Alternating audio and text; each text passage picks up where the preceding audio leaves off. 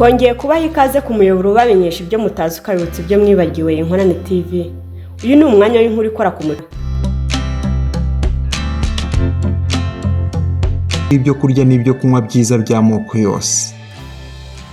Umugabo w'umuhanga kabaye igihe cye cyarageze maze umuhanga mutega amatwi yumva impamvu yaje amugana.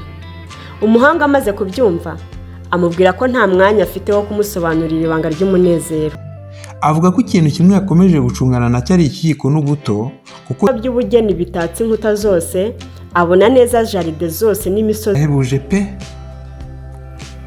Nibwo umuhanga mubajije ati, none se ubuto bwanjye naguhaye burihe?